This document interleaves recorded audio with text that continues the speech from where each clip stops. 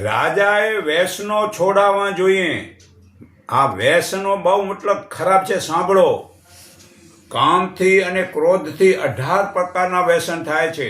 એક તો દિવસે ઊંઘવું, બીજું જુગાર રમી, ત્રીજું શિકાર કરવો એટલે કોની હિંસા કરવી, ચોથું કૂથલી કરવી, પાંચમું દારૂ પીવું, છઠ્ઠું સ્ત્રીઓમાં બહુ આસક્તિ રાખવી, નાચવું, ગાવું, વાદ વિવાદ કરવા, વિના કારણે દેશ વિદેશ ફરવા જવું, ચાડી કરવી, પોતાના ગજાથી વધારે મોટો સાહસ કરવો, વેર ઈર્ષા કરવી, આ દોષો પોતાના બીજા ઉપર આમ ઢાળવા અને બીજાની વસ્તુની ચોરી કરવી ને લેણું ન ભરવું ને કઠોર વાણીથી મારામારી કરવી.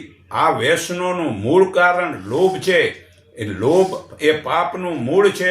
આ ગીત મનુસ્મૃતિ પાના નંબર 135 શ્લોક નંબર 47 થી 49 હતું.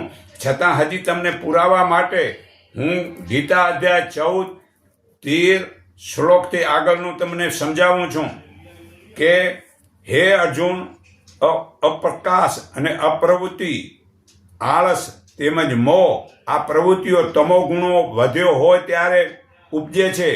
જ્યારે સતોગુણની વૃદ્ધિ થઈ હોય ત્યારે દેહધારી પ્રાણી ઉત્તમ મૃત્યુ પામે છે, તો તે ઉત્તમ જ્ઞાનીઓના નિર્મળ લોકને પામે છે. ને રજોગુણની વૃદ્ધિમાં મૃત્યુ પામીને જીવ કર્મવાળા આસક્તિવાળા મનુષ્ય લોકમાં જન્મે છે. ને તમોગુણની વૃદ્ધિમાં મૃત્યુ પામનાર મૂઢ જોની પશુ પક્ષી થાવરમાં જન્મે છે. તો આ તમોગુણી આહાર ન કરો ને વિચાર, તમોગુણી આવશે તો મૃત્યુ પછી પશુ પક્ષીમાં જન્મશો. તો વિધાનો સાત્વિક કર્મનું ફળ સાત્વિક અને નિર્મળ કરેલું છે, પણ રાજસ કર્મનું ફળ દુઃખ કહ્યું છે અને તામસ કર્મનું ફળ અજ્ઞાન કહ્યું છે. સતોગુણથી જ્ઞાન આમ ઢંકાઈ જાય છે, રજોગુણથી લોભ વધે છે ને તમોગુણથી આળસ અને મોહ અજ્ઞાન વધે છે. તો સતોગુણમાં રહેલો ઉપર ઉચ્ચ ગતિમાં સ્વર્ગલોકમાં જાય છે અને રજોગુણમાં રહેલો મનુષ્ય તે મનુષ્ય લોકમાં રહે છે અને પાપી લોકો તે નીચ અધોગતિ નરકમાં જાય છે. જ્યારે જ્ઞાની મનુષ્ય 3 ગુણો સિવાય બીજો કોઈ કરતા નથી એમ જુએ છે અને પોતાને ગુણોથી પરત રહેલો જાણે છે.